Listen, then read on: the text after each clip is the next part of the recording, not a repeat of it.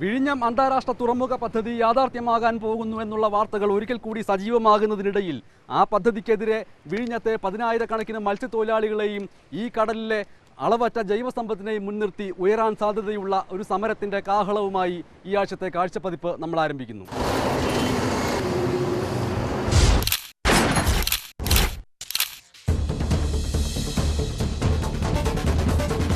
വിഴിഞ്ഞം മത്സ്യബന്ധന ഹാർബറിൽ ഇപ്പോൾ കടലിൽ നിന്ന് കരയിലേക്ക് എത്താൻ പോകുന്ന ഈ മത്സ്യങ്ങളെക്കുറിച്ചുള്ള ഈ മുക്കുവരുടെ പ്രതീക്ഷകൾ ഒരു ഭാഗത്ത് ആവേശമായി ഉയരുമ്പോൾ ആ ആവേശങ്ങളെ അതിലംഘിച്ചു കൊണ്ടുവരുന്ന ആശങ്കകൾ മുൻനിർത്തിക്കൊണ്ട് വിഴിഞ്ഞത്ത് വരാൻ പോകുന്ന അന്താരാഷ്ട്ര തുറമുഖത്തെക്കുറിച്ചുള്ള എപ്പിസോഡുമായി നമ്മൾ ആരംഭിക്കുന്നു ഈ ആഴ്ചത്തെ കാഴ്ചപ്പതിപ്പ്.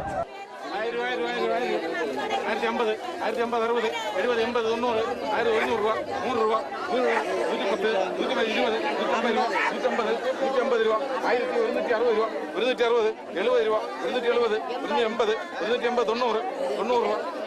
1190 കൂടി ഉണ്ടാ, 200, 210, 1210.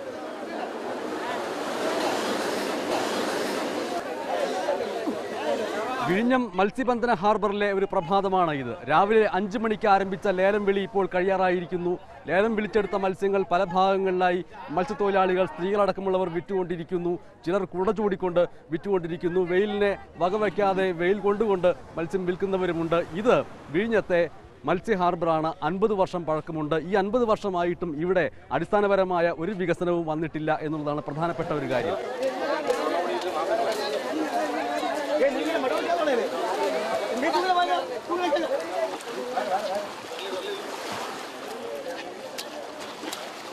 വിഴിഞ്ഞമെന്ന് പറയുന്നത് മത്സ്യബന്ധനം കൊണ്ട് സമൃദ്ധമായിരുന്നു.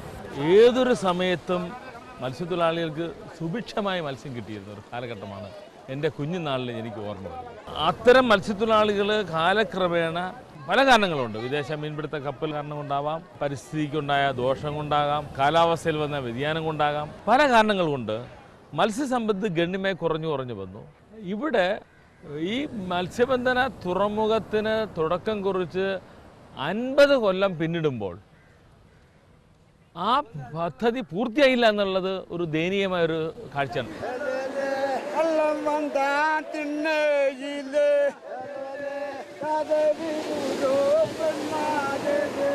എൻ്റെ ഓർമ്മ വെച്ച കാലം മുതൽ ഞാൻ കേട്ടതാണ് വിഴിഞ്ഞം മത്സ്യബന്ധന തുറമുഖത്തിൻ്റെ പണി പുരോഗമിക്കുന്നു. ഇന്ന് 50 കൊല്ലം പൂർത്തിയായിട്ടും അത് ആ മത്സ്യബന്ധന തുറമുഖം പൂർത്തിയാക്കി കമ്മീഷൻ ചെയ്യാൻ താല്പര്യം കാണിക്കാത്ത ഭരണകർത്താക്കളാണ് ഈ മത്സ്യത്തൊഴിലാളികൾക്കൊക്കെ ദ്രോഹം വരുത്തി വെച്ചുകൊണ്ടുള്ള ഒരു അന്താരാഷ്ട്ര വാണിജ്യ തുറമുഖ പദ്ധതിയുമായി രംഗപ്രവേശം ചെയ്തിരിക്കുന്നത്. ഇത് മത്സ്യബന്ധന മേഖലയിൽ ഒട്ടനവധി പ്രത്യാഘാതങ്ങൾ ഇടവരുത്തുമെന്നാണ് എൻ്റെ അനുഭവത്തിലൂടെ എനിക്ക് വ്യക്തമാക്കാൻ കഴിയുന്നത്.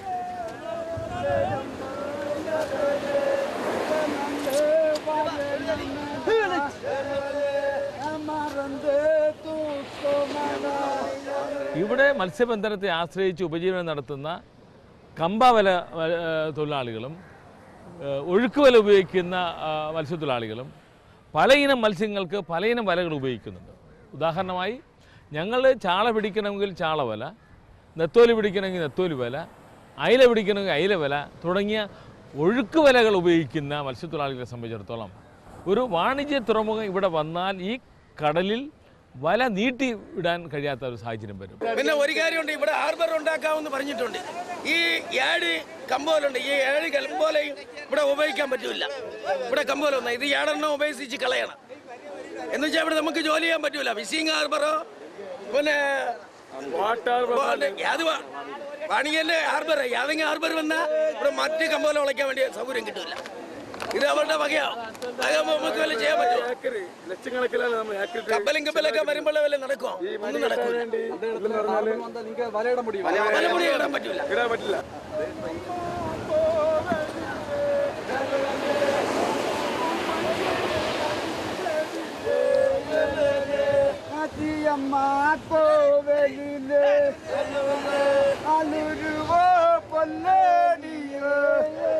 വിഴിഞ്ഞം തുറമുഖ പദ്ധതി വരാൻ പോകുന്നു എന്നുള്ള വാർത്തകൾ സജീവമാകുമ്പോൾ തലസ്ഥാന നഗരം വിസ്തൃതിയിലേക്ക്, വിശാലതയിലേക്ക്, വികസനത്തിലേക്ക് കുതിക്കും എന്നുള്ള വ്യാമോഹമോ മോഹമോ ആയിരിക്കാം ഒരുപക്ഷെ മാധ്യമങ്ങൾ മുന്നോട്ട് വയ്ക്കുന്ന പ്രധാനപ്പെട്ട കാര്യം.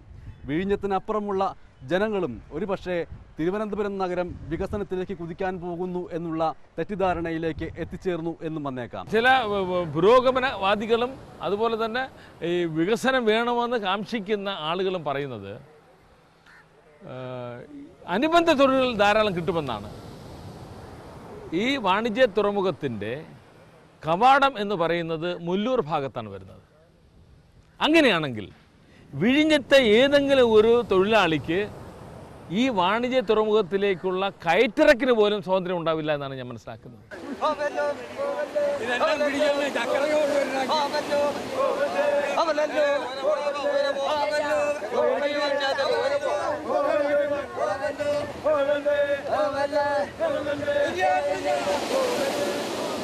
അടിമലത്തുറ മുതൽ അങ്ങ് പൂവാർ വരെയുള്ള മത്സ്യത്തൊഴിലാളികൾക്ക് ഇത് സാരമായി ബാധിക്കും.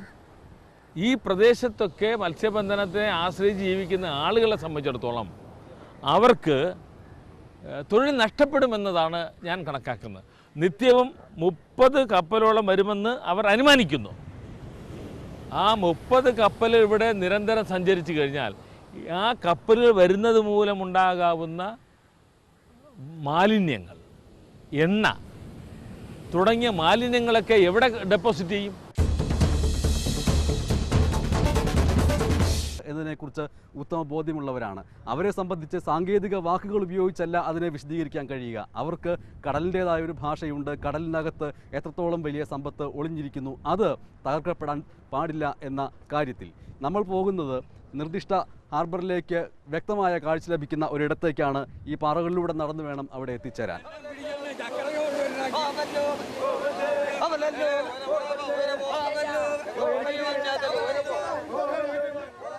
വിഴിഞ്ഞത്തെ ഈ ഹാർബറിൽ പാറക്കെട്ടുകൾക്ക് മുകളിൽ നിൽക്കുമ്പോൾ സായാഹ്നം ഏത് നിമിഷവും മഴ പെയ്തേക്കാൻ സാധ്യതയുണ്ട് എന്ന് തോന്നിപ്പിക്കുന്ന രീതിയിൽ ഇടിമുഴങ്ങിക്കൊണ്ടിരിക്കുന്നു. പക്ഷേ വിഴിഞ്ഞത്തുകാരുടെ മനസ്സിൽ പുതിയ തുറമുഖത്തെ സംബന്ധിച്ചുള്ള ഇടിമുഴക്കങ്ങൾ ഉണ്ട് എന്ന് നമ്മൾക്ക് പറയേണ്ടി വരുന്നു. ഞാൻ നിൽക്കുന്ന ഈ പാറക്കൂട്ടങ്ങൾക്ക് തൊട്ട് പിറകിലാണ് 50 വർഷം പഴക്കമുള്ള, നിർമ്മാണം ഇപ്പോഴും പൂർത്തിയായിട്ടില്ലാത്ത പഴയ വിഴിഞ്ഞം തുറമുഖം. ഇവിടെ നിന്ന് 200 മീറ്റർ ദൂരെയാണ്, ആ കാണുന്ന ഭാഗത്താണ് പുതിയ അന്താരാഷ്ട്ര തുറമുഖം വരാൻ പോകുന്നത്. എന്ന് മാത്രമല്ല 400 ഹെക്ടറോളം ഭാഗത്ത് കടൽ നികത്തേണ്ടി വരികയും ചെയ്യും ഈ പുതിയ തുറമുഖം വരുമ്പോൾ. 400 ഹെക്ടർ കടൽ നികത്തിക്കൊണ്ട് ഇവിടെ വാണിജ്യ സമുച്ചയം നിർമ്മിക്കാൻ പോവുകയാണ്. അങ്ങനെ 400 ഹെക്ടർ കടൽ നികത്തുമ്പോൾ സ്വാഭാവികമായിട്ടും ഇതിൻ്റെ വെള്ളത്തിൻ്റെ തള്ളെവിടെയായിരിക്കും? ഇത് പൂന്തറ വരെയുള്ള പ്രദേശത്തെ മത്സ്യത്തൊഴിലാളികളുടെ ഗ്രാമങ്ങളെ ബാധിക്കും. അവിടെ കടലാക്രമണം വ്യാപകമാകും. ഇപ്പോൾ ഒരു വിഴിഞ്ഞം മത്സ്യബന്ധന തുറമുഖത്തിന് പ്രവർത്തനം ആരംഭിച്ചാൽ തന്നെ അങ്ങ് ഭീമാവള്ളി വരെയുള്ള പ്രദേശത്തെ കടലാക്രമണം രൂക്ഷമായിട്ടുണ്ട്. ഇനി ഏതാണ്ട് 3-4 കിലോമീറ്റർ നീളത്തിൽ ഒരു വാണിജ്യ തുറമുഖം വരുമ്പോൾ സ്വാഭാവികമായിട്ടും ഈ പ്രദേശവുമായി ഉപജീവനം നടത്തുന്ന മീൻപിടുത്തക്കാരുടെ മീൻപിടുത്ത സാധ്യതകളൊക്കെ അസാധ്യമാകും. വിഴിഞ്ഞത്തെ ഈ മത്സ്യ ഹാർബറിൽ പൊതുവെ കാലങ്ങളായി മത്സ്യസമ്പത്ത് കുറഞ്ഞു വരുന്നു എന്നുള്ള കണക്കുകളാണ് നമ്മുടെ മുന്നിലുള്ളത്. എന്ന് മാത്രമല്ല പലപ്പോഴും കെട്ടിപ്പൂട്ടി വെച്ചിരിക്കുന്ന വലകൾ അടക്കമുള്ളവ, ഒപ്പം തന്നെ നിരനിരയായി നിർത്തിയിട്ടിരിക്കുന്ന ബോട്ടുകൾ, ഇതെല്ലാം കഴിഞ്ഞ കുറേ വർഷങ്ങളായി വിഴിഞ്ഞം മത്സ്യബന്ധന ഹാർബറിൽ മത്സ്യസമ്പത്ത് കുറയുന്നു എന്ന കണക്കുകളെ സാധൂകരിക്കുകയും ചെയ്യുന്നുണ്ട്.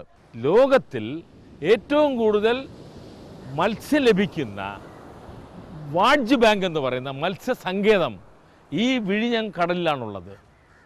ഇങ്ങനെ ഒരു വാണിജ്യ തുറമുഖം വന്നാൽ സ്വാഭാവികമായിട്ടും ഇവിടുത്തെ വാഡ്ജ് ബാങ്ക് നഷ്ടപ്പെടും, മത്സ്യ ആവാസ കേന്ദ്രങ്ങൾക്ക് നഷ്ടപ്പെടും. അങ്ങനെ വന്നാൽ ഈ തിരുവനന്തപുരം ജില്ലയിലെ മുഴുവൻ മത്സ്യത്തൊഴിലാളികളെയും ഇത് സാരമായി ബാധിക്കുമെന്നാണ് ഞാൻ മനസ്സിലാക്കുന്നത്.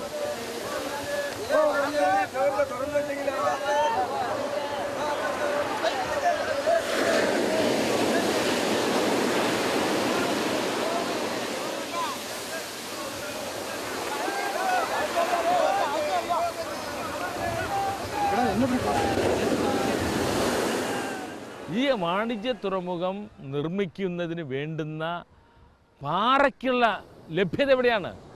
ഇതൊരു വേറൊരു പാരിസ്ഥിതിക പ്രത്യാഘാതത്തിനിടെ വരുത്തും. പാറ കെട്ടുകളൊക്കെ ഇടിച്ച് നിരത്തുന്ന ഒരു സാഹചര്യം വരും. അത് വേറെ ബുദ്ധിമുട്ടുണ്ടാക്കും. അപ്പോൾ ഈ സ്വാഭാവികമായിട്ടും ഇത്രയും വലിയൊരു വാണിജ്യ തുറമുഖം കിട്ടുമ്പോൾ ഇന്ന് നിലവിലുള്ള വിഴിഞ്ഞം മത്സ്യബന്ധന തുറമുഖത്തെ പോലും സാരമായി ബാധിക്കുമെന്ന് ഞാൻ കണക്കാക്കുകയാണ്. ഒരിടത്ത് കല്ലുകൊണ്ട് നിർമ്മാണ പ്രവർത്തനം ആരംഭിക്കുകയും കടലിനെ നികത്തുകയും ചെയ്താൽ ഇതിൻ്റെ പ്രത്യാഘാതം തൊട്ടടുത്ത പ്രദേശങ്ങളുണ്ടാകും. അതാണ് ലോകത്തെമ്പാടും നമ്മൾ മനസ്സിലാക്കിയിരിക്കുന്നത്. അത് വരുമ്പോൾ ഒരു പക്ഷേ ഇന്ന് മത്സ്യബന്ധനത്തെ കൊണ്ട് ആശ്രയിച്ച് ജീവിക്കുന്ന മത്സ്യത്തൊഴിലാളികളുടെ ഏറ്റവും അനുയോജ്യമായ ഒരു മത്സ്യബന്ധന തുറമുഖം പോലും നാമാവശേഷമാകുമോ എന്ന് എനിക്ക് ആശങ്കയുണ്ട്.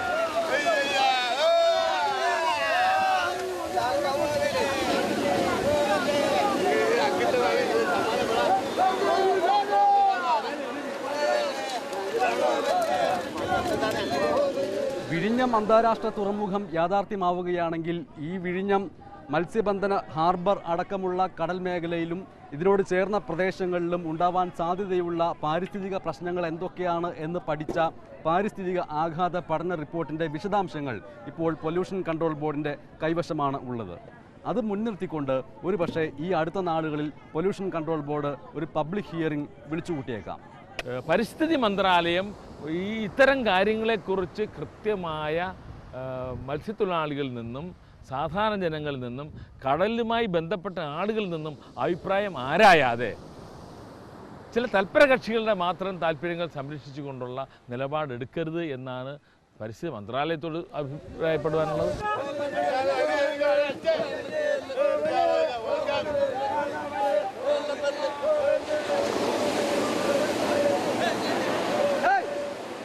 നമ്മെ ഭരിക്കുന്ന ഭരണകർത്താക്കൾ ഇപ്പോൾ പറയുന്നത് ഞങ്ങളൊക്കെ തുടങ്ങിപ്പോയി, അതുകൊണ്ട് പുറകോട്ട് പോകാൻ കഴിയില്ലെന്ന്. എന്തൊരു മുടന്ത ന്യായമാണ്. അതാണല്ലോ നമ്മളിവിടെ കണ്ടത്. കൂടംകുളത്ത് 15,000 കോടി രൂപ മുതൽ മുടക്കിയപ്പോഴും കോടതി പറഞ്ഞിരിക്കുകയാണ് എത്ര ചെലവഴിച്ചു എന്നുള്ളതല്ല, ജനങ്ങളുടെ സുരക്ഷയാണ് വലുതെന്ന് പറയുന്നത്. അതുപോലെ ഈ പ്രദേശവാസികളുടെ തീരവാസികളുടെ സുരക്ഷയ്ക്ക് ഭംഗം വരുത്തുന്ന ഏതൊരു നിലപാടെടുത്താലും അതിനെ എതിർക്കുകയല്ല മറ്റൊരു മാർഗം ഞങ്ങളുടെ മുന്നിൽ. വിഴിഞ്ഞം, ഈ തുറമുഖം, ഇവിടുത്തെ കടൽ തീരം, ഇതിലെ കടലിലെ സമ്പത്ത് എന്ന് പറയുന്നത് പശ്ചിമഘട്ട മലനിരകളിലെ വനമേഖലകളിലെ ജൈവസമ്പത്തിനോളം തന്നെ പ്രധാനമാണ്. ഈ കടലിനടിയിലെ ജൈവവൈവിധ്യം നിറഞ്ഞ മേഖലകൾ എന്ന് പറയുന്നു. അതുകൂടി വിശദമായ പഠനത്തിൽ പരിഗണിക്കപ്പെടേണ്ടതാണ് എന്നും ഇവർ പറയുന്നു. കന്യാകുമാരി മുതൽ ഏതാണ്ട് പരവൂർ വരെയുള്ള കടലെന്ന് പറയുന്നത് മത്സ്യസമ്പത്തിനാൽ സമൃദ്ധമാണ്. അതിന് കാരണമുണ്ട്.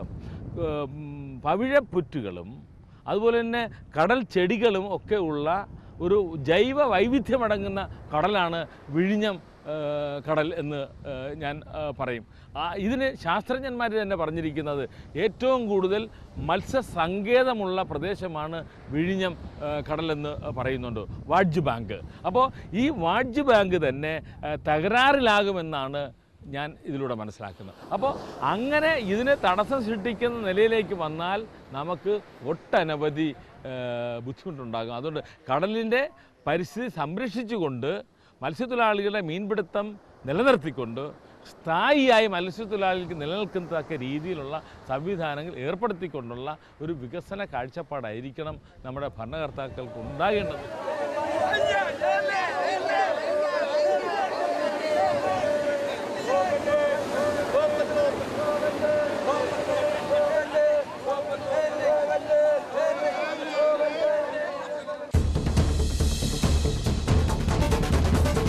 കേരളത്തിൽ ആദിവാസികൾ കഴിഞ്ഞാൽ ഏറ്റവും അധികം പട്ടിണി കിടക്കുന്ന വിഭാഗം മത്സ്യത്തൊഴിലാളികളാണ് എന്നതാണ്. മത്സ്യത്തൊഴിലാളികൾ 118 തരം ജോലികൾ സംഗമിക്കുന്ന ഒന്നാണ് മത്സ്യത്തൊഴിലാളികളുടെ ജീവിത രീതിയും ജീവിത ഉപായ രീതിയും എന്നാണ് പറയുന്നത്. അത് മീൻപിടുത്തം മാത്രമല്ല, വിൽപ്പന മാത്രമല്ല, അനുബന്ധ ജോലികളടക്കം 118 തരം ജോലികൾ സംഗമിക്കുന്ന ഇടം. വിഴിഞ്ഞം അന്താരാഷ്ട്ര തുറമുഖം വന്നാൽ വലിയ ഊഷ്മാവ് കടലിലേക്ക് പുറന്തള്ളപ്പെടുമെന്നും അതിൻ്റെ ഭാഗമായി മത്സ്യങ്ങൾ സ്ഥിരമായി സഞ്ചരിച്ചു കൊണ്ടിരിക്കുന്ന മേഖലകളിൽ നിന്ന് പലായനം ചെയ്യുമെന്നും മത്സ്യമില്ലാതെ വരുമെന്നും സ്വാഭാവികമായും ഈ തുറമുഖം, ഈ മത്സ്യബന്ധന ഹാർബർ ഇല്ലാതായിത്തീരുമെന്നും ഇവിടുത്തെ മത്സ്യത്തൊഴിലാളികൾക്ക് അവരുടെ ജീവിത ഉപാധിയായ മത്സ്യബന്ധനം എന്നേക്കുമായി ഇല്ലാതായിത്തീരുമെന്നും ഇവർ ഭയക്കുന്നു. പലയിനം മത്സ്യങ്ങളും ഇപ്പോൾ ചാള, അയല, വാള തുടങ്ങിയ മത്സ്യങ്ങളൊക്കെ ആന്ധ്രാ തീരത്ത് നിന്നും സഞ്ചരിച്ച് നമ്മുടെ ഈ വിഴിഞ്ഞം പ്രദേശത്തൂടെ സഞ്ചരിച്ച് അങ്ങ് മാൽവൻ വരെ പോയി അവിടെ നിന്ന് പിന്നെ തിരിച്ചു വരുന്ന ഒരു യാത്ര പ്രക്രിയയാണ്, സഞ്ചാരമാണ് ഞങ്ങൾ മനസ്സിലാക്കുന്നത്. സ്വാഭാവികമായിട്ട് ഇവിടെ വരുന്ന ഈ വാണിജ്യ സമുച്ചയത്തിൻ്റെ നിർമ്മാണ പ്രവർത്തനങ്ങൾ മുന്നോട്ട് പോകുകയാണെങ്കിൽ ഈ മത്സ്യങ്ങളുടെ സഞ്ചാരത്തെ ഇത് ബാധിക്കും. ഇത് വടക്കോട്ടും തെക്കോട്ടും പോകുന്ന ഈ യാത്രാമധ്യയാണ് മത്സ്യത്തൊഴിലാളികൾ ഈ മീൻ പിടിച്ചെടുക്കുന്നത്. അങ്ങനെ വരുമ്പോൾ സ്വാഭാവികമായിട്ടും ഈ മത്സ്യസമ്പത്തിൽ ഗണ്യമായ കുറവ് വരും. മീൻപിടുത്തക്കാർക്ക് മീൻപിടുത്തം അസാധ്യമാണ്.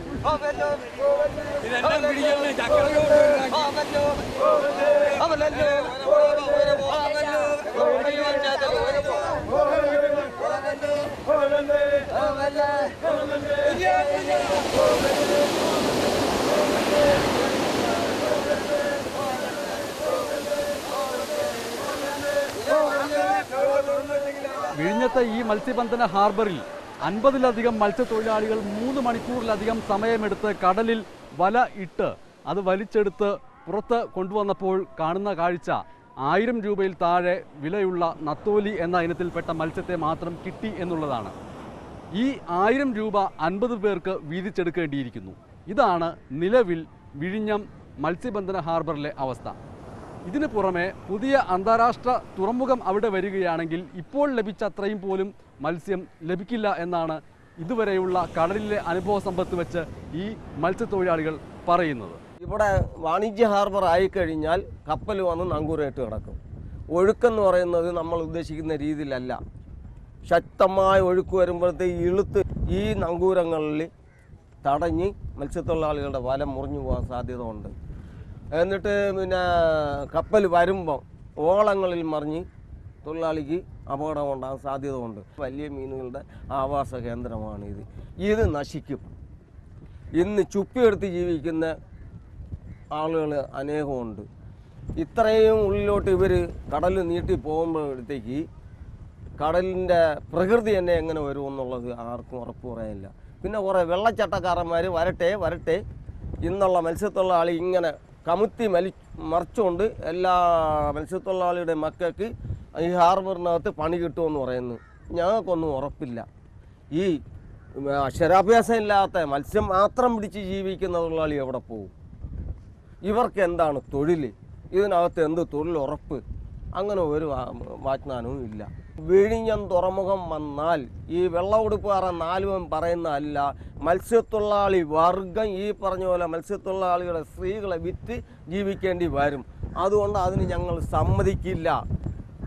വിഴിഞ്ഞം ഗ്രാമത്തിലെ മത്സ്യത്തൊഴിലാളികളെ നിലനിർത്തിയിട്ട് മാത്രം മതി. അവർക്ക് ഭാവി ജീവിതം എന്തെന്നുള്ളത് പറഞ്ഞതിന് ശേഷം മാത്രം മതി വിഴിഞ്ഞത്തെ വാണിജ്യ തുറമുഖം. അതിന് ഞങ്ങൾ എന്ത് വില കൊടുത്തും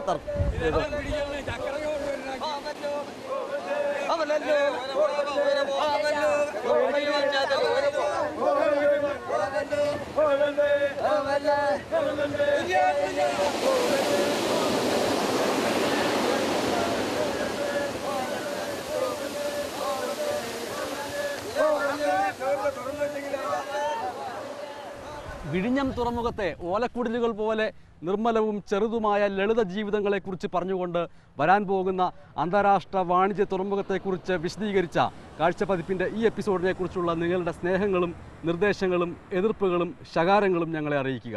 വിലാസം കാഴ്ചപ്പതിപ്പ്, ജീവൻ TV, പാലാരിവട്ടം, കൊച്ചി 25. ഇമെയിൽ കാഴ്ചപ്പതിപ്പ്@jeevan.tv. ഫോൺ 8086009214. കാഴ്ചയിൽ പെട്ടുപോയവരെയും കാഴ്ചയിൽ നിന്ന് പുറത്താക്കപ്പെട്ടവരെയും ഒരു കാഴ്ചയ്ക്കും വേണ്ടാത്തവരെയും കുറിച്ചുള്ള കാഴ്ചപ്പതിപ്പ് ഇനി അടുത്ത ശനിയാഴ്ച രാത്രി 10:30. നമസ്കാരം.